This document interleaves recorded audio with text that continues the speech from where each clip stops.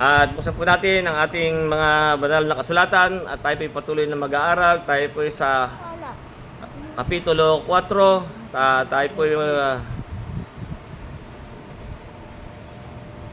ay magsisimula dito sa 17. At tayo po sasakop na sa Kapitulo 5 hanggang 5. Ito po ang ating pagbubulay-bulayin at ating pa. Kaya ito po yung babasahin ko po at sundan lang nyo ko sa inyong mga banal na kasulatan. Kaya dito po sinasabi sa 17, dahil dito ay aking sinugo sa inyo si Timoteo, na aking minamahal at tapat na anak sa Panginoon, na siya ang sa inyo ay magpapaalala ng aking mga daang nangakay Kristo, gaya ng itinuro ko sa anumang dako sa bawat iglesia. Ang mga iba ngay nangagpalalo, nawaring hindi na ako mapapariyan sa inyo. Ngunit ako ay paririyan agad sa inyo kung luluobin ng Panginoon at aking aalamin hindi ang salita ng pagpapalalo kundi ang kapangyarihan. Sapagkat ang kaharian ng Diyos ay hindi sa salita kundi sa kapangyarihan. Anong ibig ninyo? Paririyan baga ako sa inyo na may panghampas o pag-ibig at sa espiritu ng kahinahunan. Sa Kapitulo 5, talatang 1, ito naman siya sabi, sa kasalukuyan nababalita na sa inyo may pakikiapid, at ang ganyang pakikiapid ay wala kahit sa mga hintil, na isa sa inyo ay nag-aari ng asawa ng kanyang ama. At kayo'y mga mapagpalalo, at hindi kayo bagkos mga lumbay, upang maalis sa gitna ninyo ang gumagawa ng gawang ito. Sapagat ako sa katotohanan, bagat wala sa harapan ninyo sa katawan, ngunit ako'y nasa harapan ninyo sa espiritu. Aking ngang hinatulan na ang gumagawa ng bagay na ito na tulad sa ako'y nahaharap. Sa pangalan ng ating Panginoong Jesus, nang magkakatipon kayo, at ang aking espiritu na taglay ang kapangyarihan ng ating Panginoong Jesus, upang ang ganyan ay ibigay kay Satanas sa ikawawasak ng kanyang laman, upang ang espiritu ay maligtas sa araw ng Panginoon. Ang ganyan po ang ating pagbubulay-bulayin at ating pag-aaralan. Kaya kung ibabalik natin sa 17, dito sinasabi, dahil dito aking sinugo sa inyo si Timoteo, na aking minamahal at tapat na anak sa Panginoon, na siya ang sa inyo magpapaalala ng aking mga daang nangakay Kristo, gaya ng tinuro ko sa anumang dako sa bawat iglesia. Si Timoteo po, ito po ay anak niya sa pananampalataya.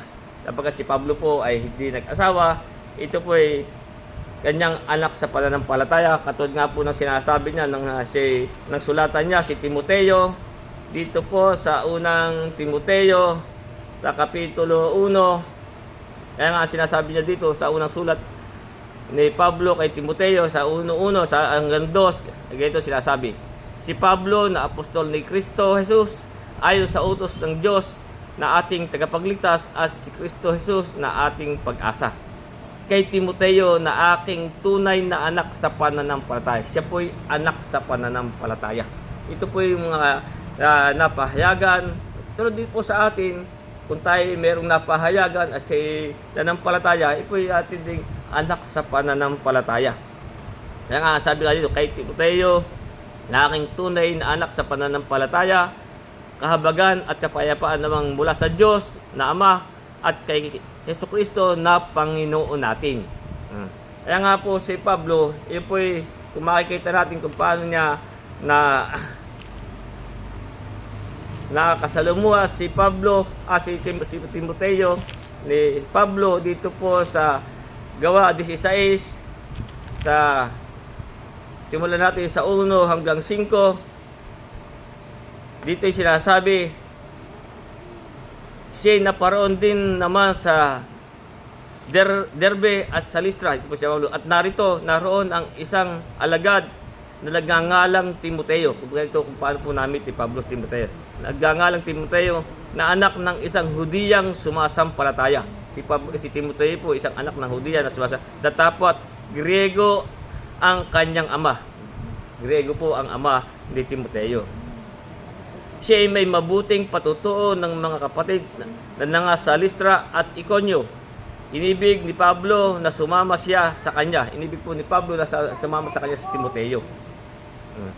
At kanyang kinuha siya at tinuli dahil sa mga Hudyo na nanga sa mga dakong yaon, sapagkat nalalaman ng lahat na ang kanyang ama ay Griego.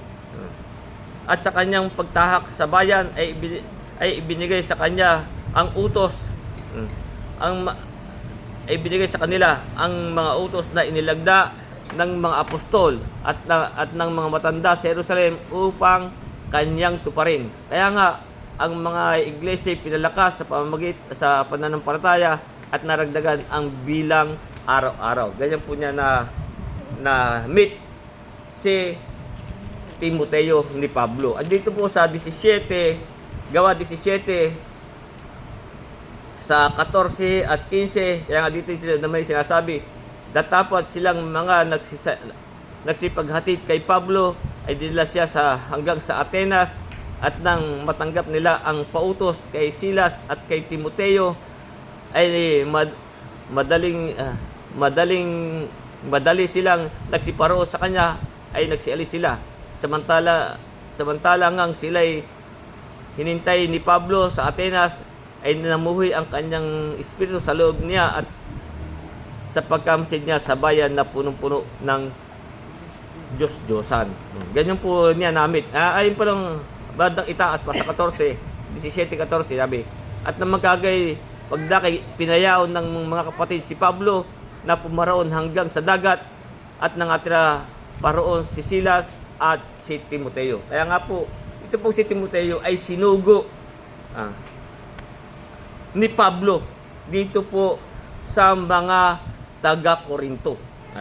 Kaya nga ito po ang sulat niya kay sa taga-Korinto sa 4:17, dahil dito aking sinugo sa inyo si Timoteo na aking minamahal at tapat na anak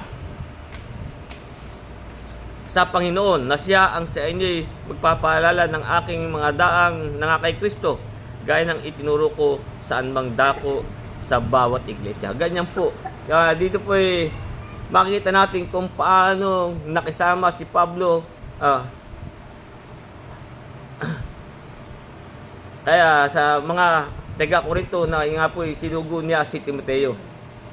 Kaya nga po siya ay merong mga sulat kay Timoteo. Yung pong unang Timoteo at ikalawang Timoteo. Meron pa rin din sinasabi sa aklat ng mga gawa. Ito po tungkol nga po dito kay Timoteo. Kaya alam natin kung paano po siya nakasama ni Pablo.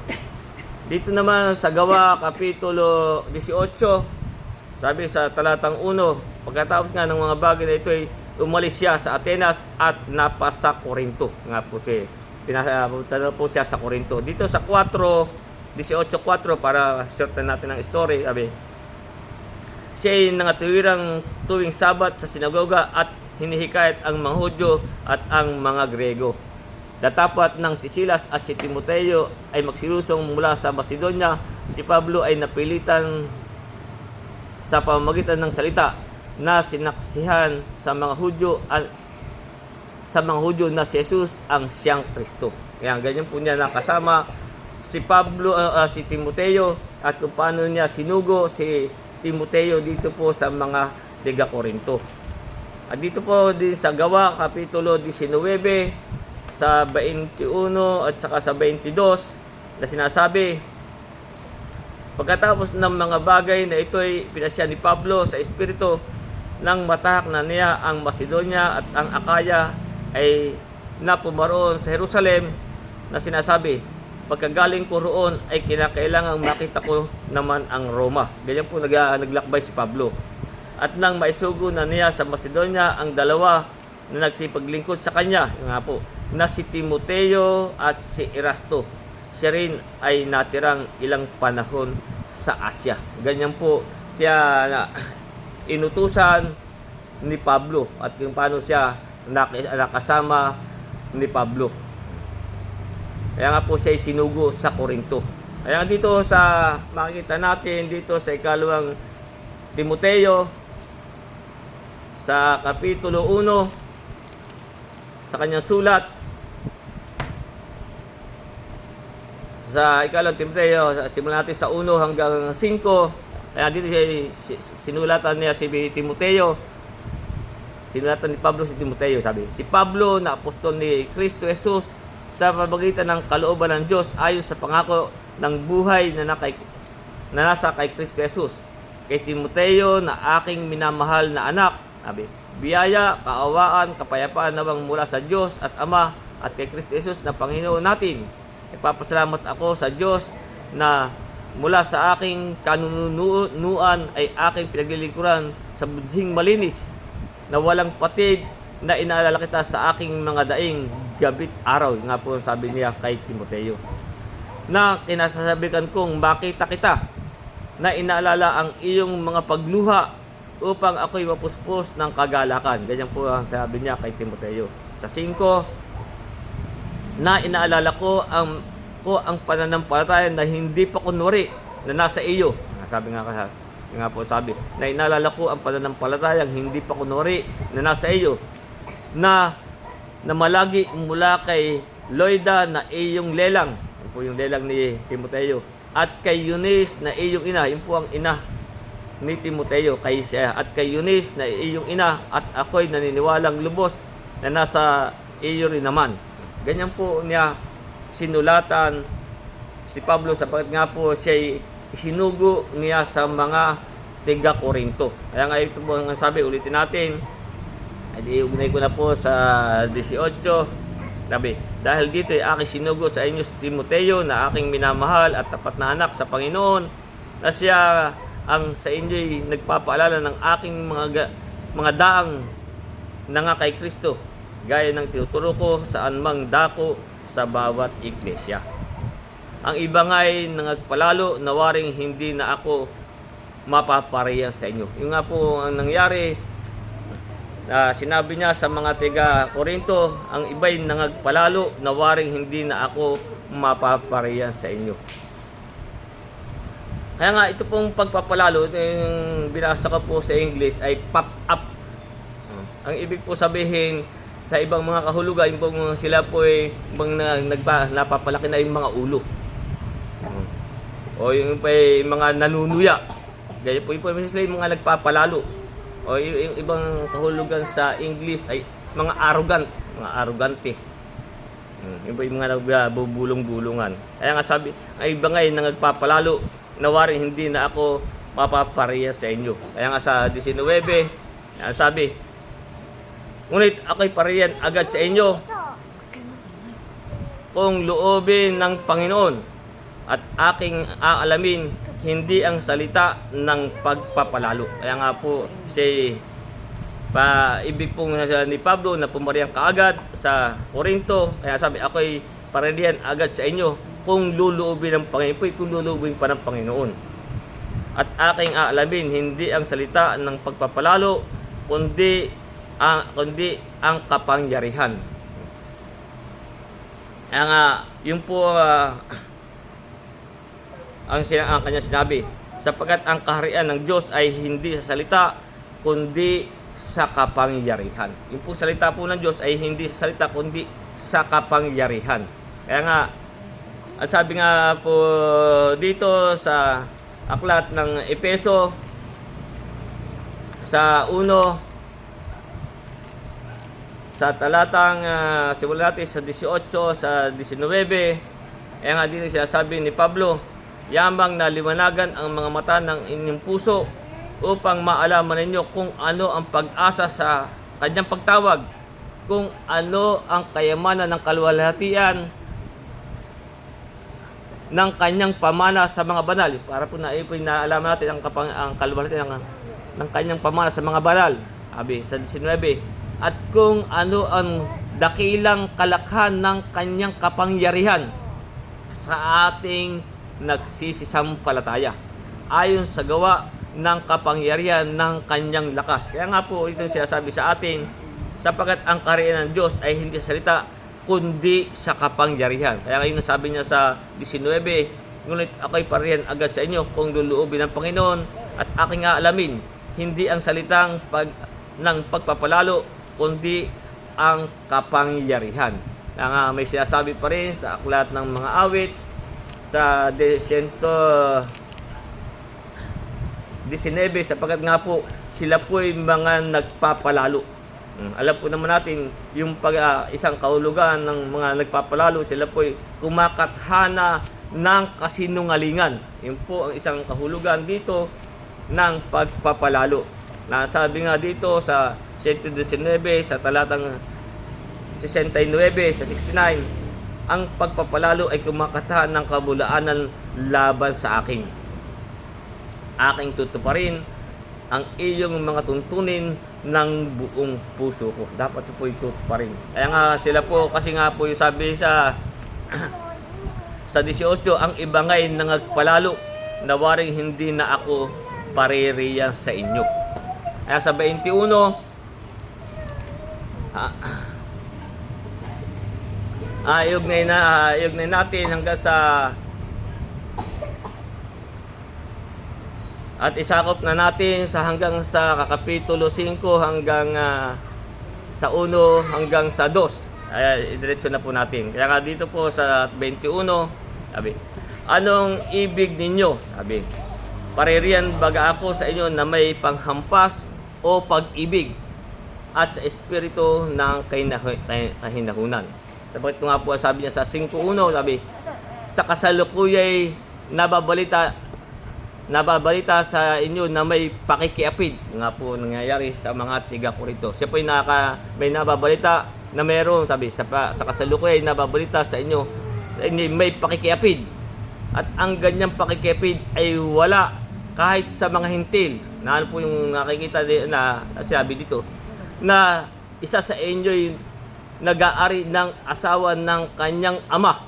Ganyan po nagkaroon na ng mga pakikiapid. Sabi, at kay mga mapagpalalo. Sila po yung mga pagpalalo na. At hindi kayo bagkus magalumbay upang maalis sa gitna ninyo ang gumagawa ng gawang ito.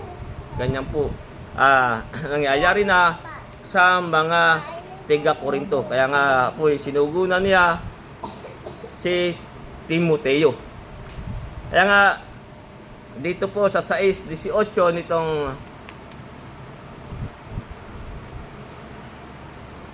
ditong unang Korinto, kaya nga dito sinabi niya dito sa 6:18, sapagkat sila nga po nababalita na mayroong mga pakikiapid. Sabi dito sa 6:18, sabi, magsitakas kayo sa pakikiapid. Sabi, lahat ng kasalanan gawin ng tao ay nasa labas ng katawan. Ngunit ang gumagawa ng pakikiapid ay nagkakasala laban sa kanyang sariling katawan. Kaya nga po, yan po pakikiapid, yan po ay sa atin ay ipinaiiwas. Sapagkat po tayo'y nagkakasala laban sa kanyang sariling katawan. Yan po mga gumagawa ng ganyang pakikiapid. Katulad nga po ng nangyari diyan sa taga-Korinto, siya nababalita na mayroong mapakiapid. Kaya nga sabi ng ating Panginoon Kristo dito sa Mateo Kapitulo 15 sa talatang 19, dito sinasabi na sa Ebanghelyo sa Mateo 15 talatang 19, sapagkat sa puso nang gagaling ang masamang pag-iisip, yung mga ganyan, mga pagpatay, mga pangangalunya, pakikiapid, halos po isa rin yung pong pangangalunya at pakikiapid. Mga pangangalunya, pakikiapid, mga pagnanakaw, mga pagsaksi sa di katotohanan, mga pamumusong. Yan pong mga ganyan, yan po sa puso ng gagaling. Kaya po tayo pinatatakas diyan sa mga pakikiapid, sapagkat ganyan po ang nabalita ni Pablo sa mga tiga-Korinto. Na yan po pinagbabawal maging noong una pang panahon na sinasabi nga dito na isa sa inyo'y nag-aari ng asawa ng kanyang ama. Na yan po'y hindi nararapat. Kaya nga dito sa aklat ng Deuteronomio. Ito po ay sinabi na noon pa sa Deuteronomio Kapitulo 22. Ito ibinili na nung una sa talatang 20. Hindi pa pala yun. Hindi po yun.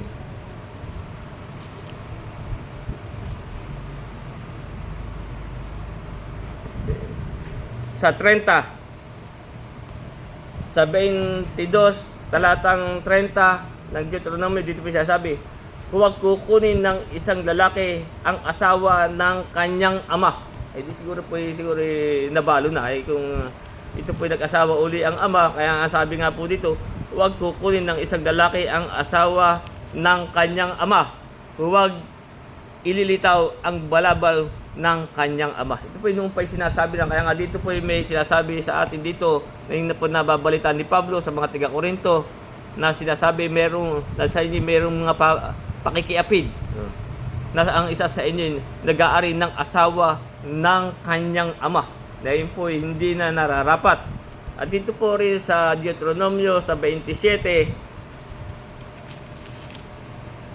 sa talatang 20, kaya nga ano ang sabi dito, sumpain yaong sumiping sa asawa ng kanyang ama. Yun po noon pa sinasabi na sumpain.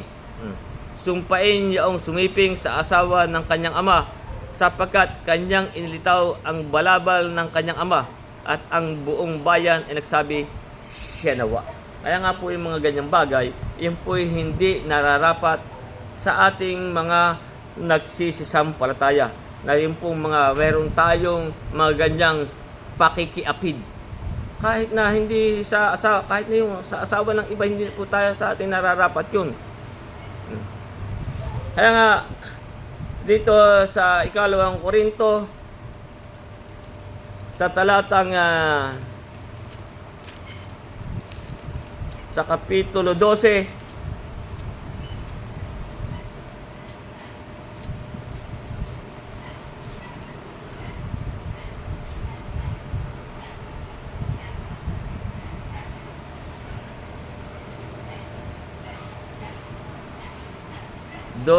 talatang 20, babasahin.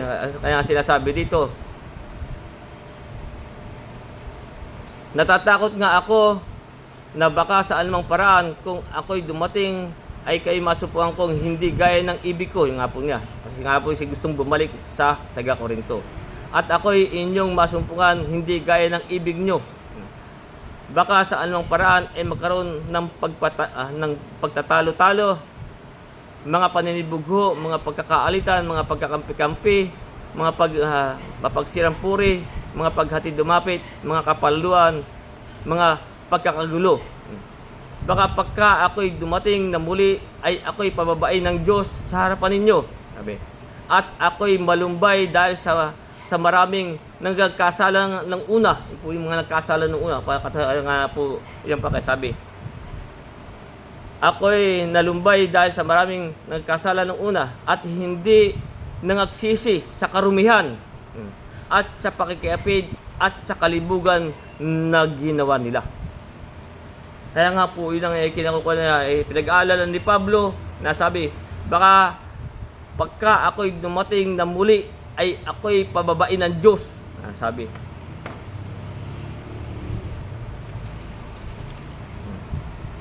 Sa harapan ninyo at ako'y malumbay dahil sa marami sa nagkasala ng una at hindi nagsisi sa karumihan at sa pakikiapid at sa kalibugan na ginawa nila.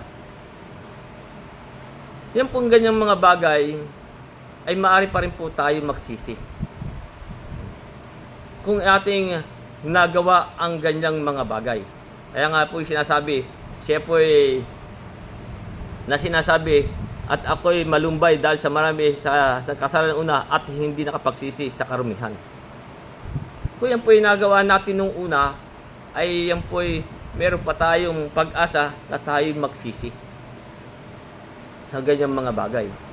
Pero kung sinasadya na natin ating pagkakasala, ay yan po'y wala nang haing natin tira pa. Sapagkat kung makikita natin sa mga ganyang mga bagay, si David po ay nagkasala sa mga bagay na yan. Pero si David po ay humingi ng kapatawaran sa Diyos. Tulad kung makikita ninyo, sapagkat si Bathsheba po ay yung po'y asawa ng kanyang pinuno kawal. At yung po'y nakita niya at siya po'y nagkasala. Kung ating balik-aralan kung paano po nangyari kay David na siya nagkasala, dito po sa ikalawang Samuel, kung makikita natin, kaya nga dito po sabi, yun po'y meron pang kuhan na magsisi. Sa ikalawang Samuel, Kapitulo 11, kung paano ang nangyari kay David na siya ay nagkasala. Basahin po natin yung 11, 1 hanggang 4. Kaya dito po yung sinasabi. At ikalawang Samuel po yun, 11, 1 hanggang 4 sabi. At nangyari sa pagpihit ng taon sa panahon ng paglabas ng mga hari sa pakikibakas na sinugo ni David si Joab at ang kanyang mga lingkod na kasama niya at ang buong Israel at kanyang nilipol ang mga anak ni Mamon at kinupkob sa Raba. Ngunit si David ay naghintay sa Jerusalem. At nangyari sa kinahapunan na si David ay bumangon sa kanyang higaan at lumakad sa bubungan ng bahay ng hari. Mula sa bubungan ay kanyang nakita ang isang babae na naliligo. Diyan po siya nagkasala. At ang babae ay totoong napakagandang masdan. At nagsugo si David at nagsiyasat tungkol sa babae at sinabi ng isa, hindi ba ito'y si Bathsheba na anak ni Eliam na asawa ni Uriah na Hiteo? Yung pong si Uriah, yung po yung kanyang punong kawal. At si David ay nagsugo ng sugo at kinuha siya at siya'y pumaroon sa kanya at kanyang sinipingan siya. Yung po, sinipingan po niya si Bathsheba. Sapagkat siya'y malinis sa kanyang karumihan, siya'y bumalik sa kanyang bahay. Diyan po si David po ay nagkasala. At yan po kung yung babasahin ay siya rin po ay inutusan niya ang kanyang punong kawal na siyang mauna sa laban. Kaya po yung kanyang punong kawal ay namatay. Kaya ang pangyayari po, story short na lang, dito po sa ikalawang Samuel sa Kapitulo 24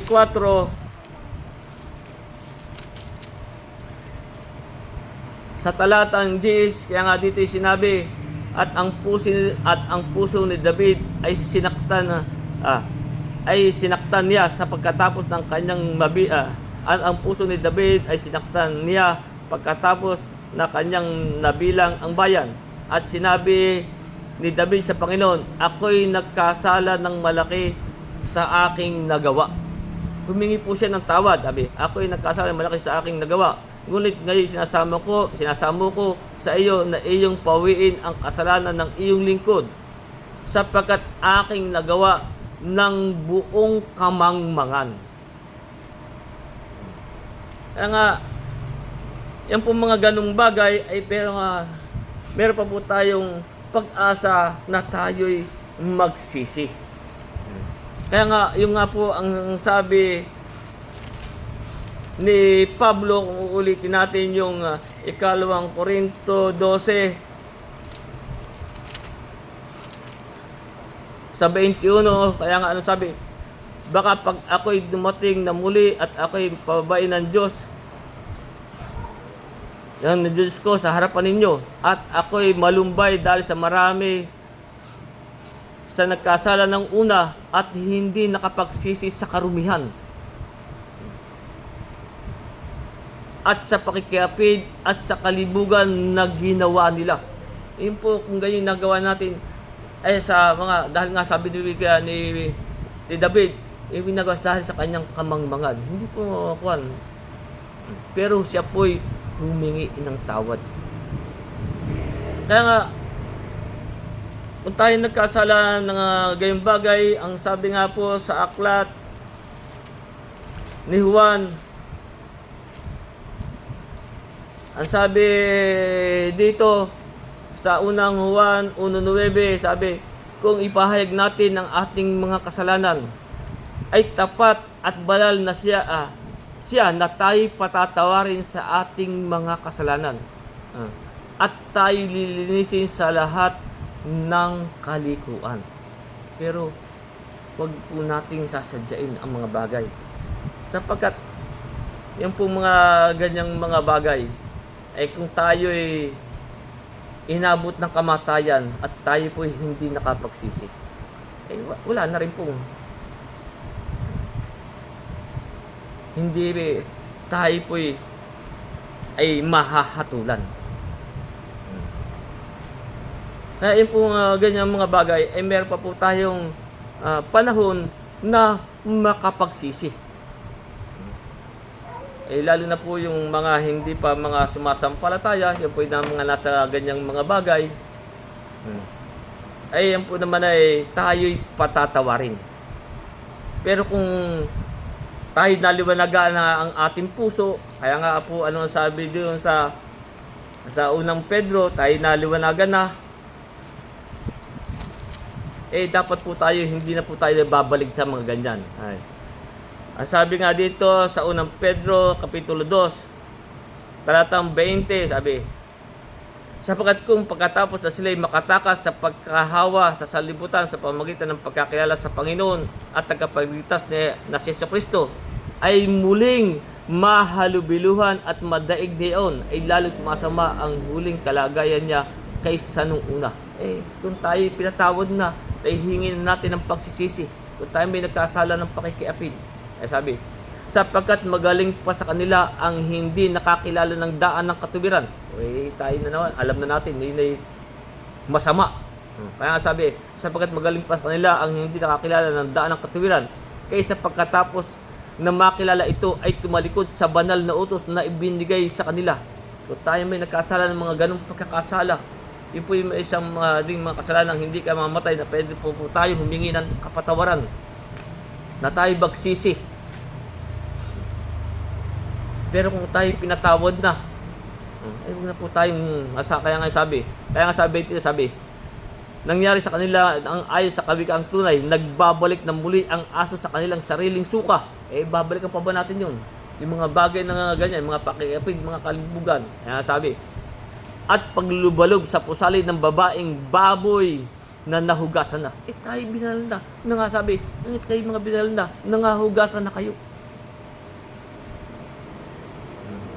Tulad nga po ni David, siya humingi ng kapatawaran sa Diyos sa kanyang pagkakasala. Meron pa po tayong, kaya nga ang sabi nga sa atin dito sa aklat ng Hebreo sa 10:39, kaya sabi, ngunit tayo hindi doon sa nagsisikibalik sa kapahamakan. Hindi na po natin dapat gawin uli ang mga bagay na iyan.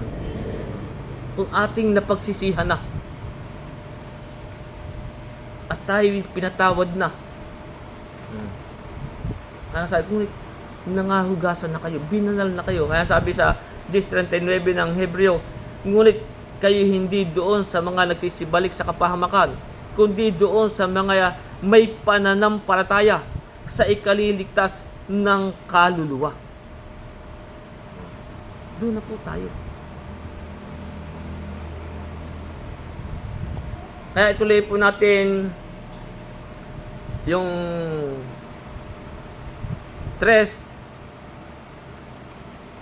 Kaya nga dito sinasabi niya, sapagkat ako sa katotohanan, bagamat wala sa harapan ninyo sa katawan, ngunit ako'y nasa harapan ninyo sa espiritu. Bagamat wala nga po doon si Pablo, sabi nga po siya gustong bumalik sa, pero siya simulat sa mga tiga-Korinto. Kaya ngayon po sabi niya, sapagkat ako sa katotohanan, bagamat wala sa harapan ninyo sa katawan, ngunit ako'y nasa harapan ninyo sa espiritu. Kaya ito po siya bagay ng kanyang mga sulat. Aking ngang hinatulan na ang gumagawa ng bagay na ito. Hinahatulan po di Pablo ang mga gumagawa ng bagay natulad sa ako'y nahaharap. Tulad sa imong silika, kaharap ni Pablo. Na hindi nga po nararapat yung mga ganyang may mga pakikiapid. Ay nga po kanyang nabalitaan na sinasabi na ang isa sa inyo'y nag-aari ng asawa ng kanyang ama. At kay mga mapagpalalo, hindi kayo bagkos mga lumbay upang maalis sa gitna ninyo ang gumagawa ng gawang ito. Kaya nga sabi niya sa Kolosas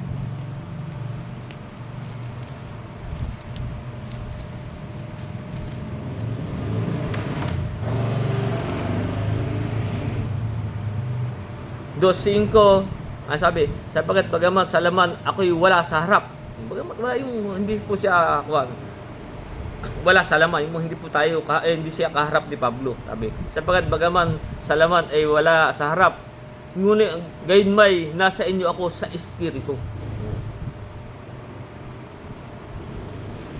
Na nagagalak at nakikita ko ang inyong ayos at ang katibayan ng inyong pananampalataya kay Kristo. Ito nga po ang sinabi niya dito sa 3, sapagkat ako sa katotohanan, bagamat wala sa harapan ninyo sa katawan, ngunit ako'y nasa harapan ninyo sa espiritu, aking ang hinatulan na ang gumagawa ng bagay na ito natulad sa ako'y nahaharap. Sa 4, sabi, sa pangalan ng ating Panginoon Jesus, nang nagkakatipong kayo at ang aking espiritu, nataglay ang kapangyarihan ng ating Panginoong Jesus. Kaya nga, yung pong ganyang mga bagay, sabi na, sa pangalan ng ating Panginoong Jesus, nang nagkakatipon kayo, at ang aking espiritu, bagaman siya wala sarap, pero yung pong espiritu, ni Pablo ay nandoon. Nataglay ang kapangyarihan ng ating Panginoong Jesus. Kaya nga sabi dito sa 2 Korinto 13, sa 1 hanggang 3, sabi, ito ang ikatlo na ako'y parehiyas sa inyo. Pala yung pangatlo na. Sa bibig ng dalawa o ng tatlo ay patitibayin ang bawat salita. Ganyan po ang sabi. Sinabi ko na ng una at muling aking pinagpapauna, gaya ng ako'y haharap na ikalawa, gayon din ngayon na ako'y wala sa harap. Wala nga po si Pablo. Sa mga nagkasala ng una at sa mga iba pa, na kung ako'y pumarian muli ay hindi ko napatatawarin. Kaya nga sabi sa 3, yamang nagsisihanap kayo ng isang katunayan na si Kristo ay nagsasalita sa akin. Yung nga po hinahanap din ng mga taga-Korinto na naghahanap ng katunayan na ang ating Preso Kristo ay nagsasalita sa kanya. Sabi, yamang nagsisihanap kayo ng isang katunayan na si Kristo ay nagsasalita sa akin, na siya na sa inyo ay hindi mahina, na sa inyo hindi mahina, kundi sa inyo ay makapangyarihan. Kaya sa talatang 10, 3 ng 2 Korinto, kaya sabi dito, dahil dito sinulatan ko ang mga bagay na, dahil dito sinulat ko ang mga bagay na ito samantalang ako'y wala sa harapan, upang kung nasa harap ay huwag akong gumamit ng kabagsikan ayon sa kapamahalaang ibinigay sa akin ng Panginoon sa ikatitibay at hindi sa ikagigiba. Kaya nga po, ganyan po ang nangyari sa mga tiga Korinto. Kaya nga, ang sabi sa talata 5, upang ang ganyan ay ibigay kay Satanas. Yung po mga gumagawa ng mga ganung bagay. Upang ang ganyan ay ibigay kay Satanas sa ikawawasak ng kanyang laman, upang ang espiritu ay maligtas sa araw ng Panginoon. Ano po ibig sabihin? Upang ang ganyan ibigay kay Satanas sa ikawawasak. Sapagkat yung pong sinasabi sa ating kanina, yung pong mga bawat kasalanan, yung po ay ang sabi, dito sa, binasa natin, sa 7,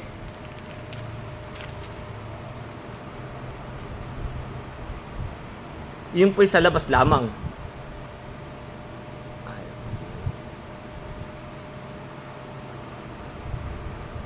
Dito sa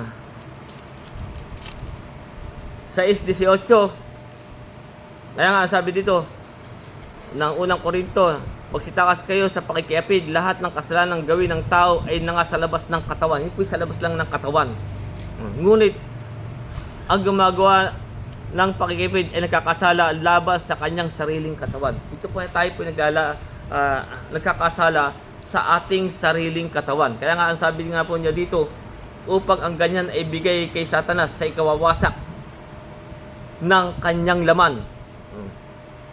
Upang ang espiritu, pero yung ating espiritu ay maligtas sa araw ng Panginoon. Tatandaan po ba ninyo si Pablo nang sabihan niya, nang sinabi niya na siya binigyan ng isang tinik sa laman ni Satanas upang siya huwag magmalabis. Dito sa 2 Korinto sa kapitulo 12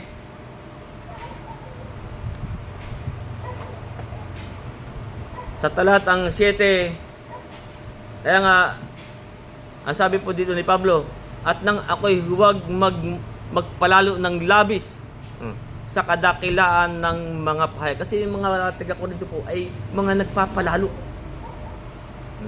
Kaya nga sabi niya dito, nang ako'y huwag magpalalo ng labis dahil sa kadakilaan ng pahayag, ay binigyan ako ng isang tinik sa laman, ng isang sugo ni Satanas, upang ako'y tampalin, nang ako'y huwag magpalalo ng labis.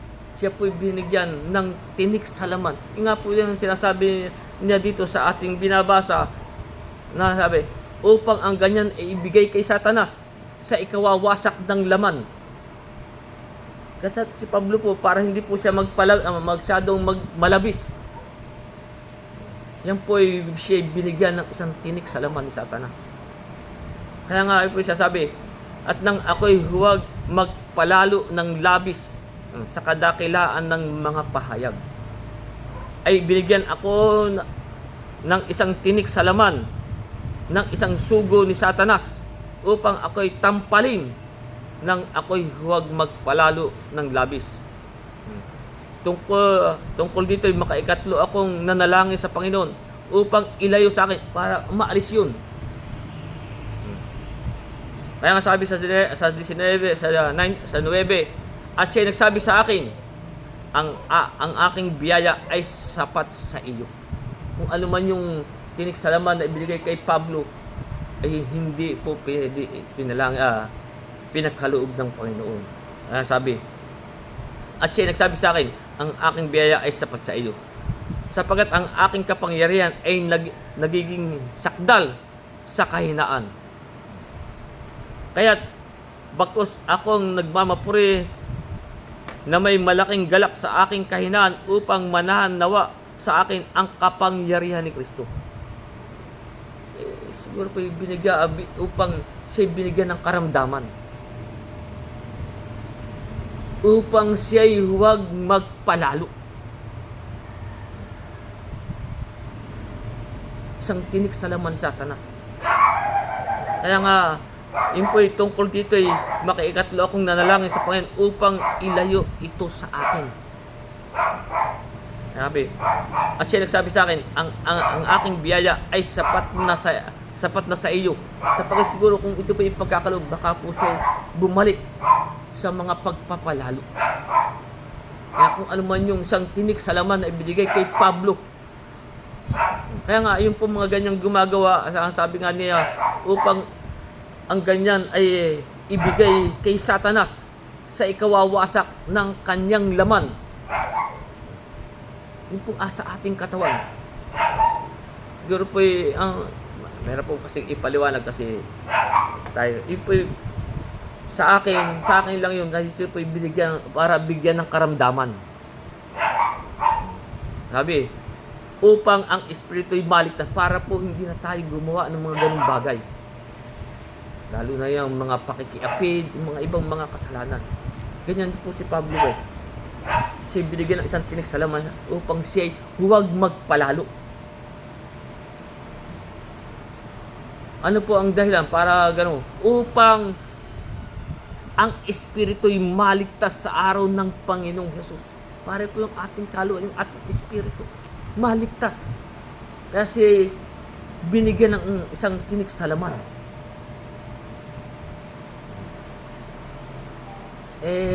Kung tayo'y abuti ng pagkamatay at hindi tayo nakapagsisi. Kaya ganyan po, siya po'y binibigay kay Satanas. Binigyan na siya, Satanas nang gumawa ng kasama sa kanya, siya binigyan ng siya kawawasak ng kanyang laman. Tulad na po ni Pablo, siya binigyan ng isang tinik sa laman ni Satanas upang siya huwag magpalalo ng labis. Kaya po, upang ako'y tampalin, siya tinampal, nang ako'y huwag magpalalo ng labis. Sa atin po ganyan din. Kung tayo maganda ang lahat, nagagawa natin, nagkakaroon po tayo ng pagkakasala. Para po tayo'y maligtas ang kaluluwa, ay tayo po'y minsan binibigyan ng tinik sa laman ni Satanas.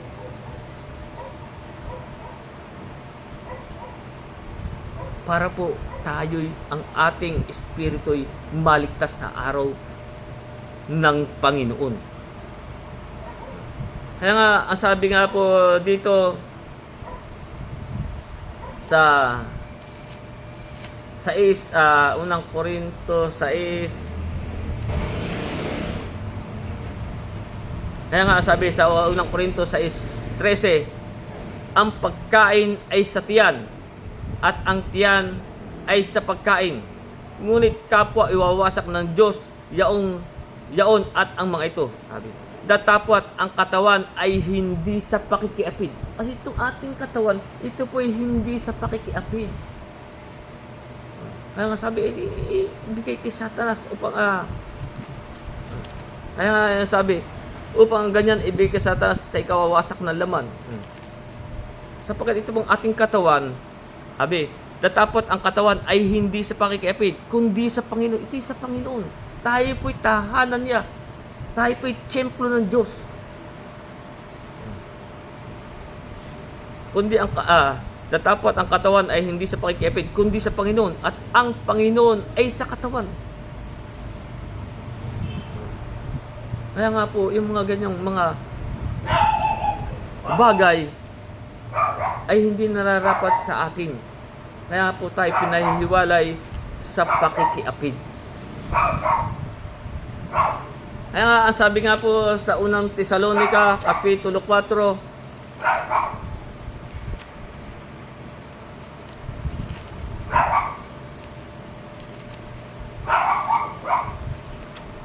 sa talatang 3, ang sabi ito, sapagkat ito ang kaloob ng Diyos sa mga bagay ang inyong pagpapakabanal.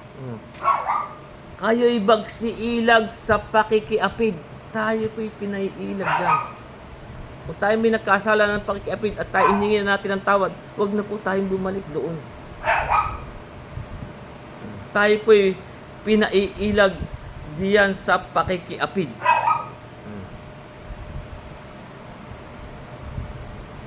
Dito sa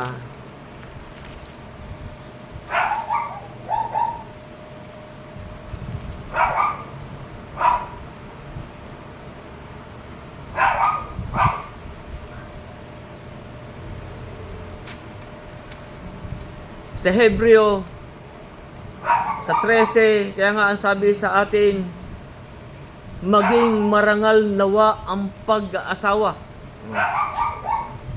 Sabi sa Hebreo 13:4, sabi, maging marangal nawa sa lahat ang pag-aasawa at huwag magkadungis ang higaan. Sabi, sapagat ang mga mapakiapid at mga mapangalunya ay pawang hahatulan ng Diyos. Tayo po'y hahatulan ng Diyos. Kaya tayo pinaiiwas dyan po sa mga mapakiapid. Yung mapakiapid at mga mapangalunya. tayo po'y pinaiiwas dyan. Sapagkat tayo po'y hahatulan ng Diyos. Kaya yung mga ganyang nakikiapid, nangangalunya. Kung tayo'y nagkasala na nga tayo, napatawad na tayo, huwag na po tayong bumalik sa mga ganung bagay. Alam na natin na tayong gumagawa ng mga ganyan ay pawang mga hahatulan. Kaya nga po tayo pinapag-aasawa para po tayo makaiwas dyan sa pakikiapid. Kaya nga po tayo nagkakaroon. Kaya nga ano po ang sabi dito sa 2 Korinto Kapitulo 7.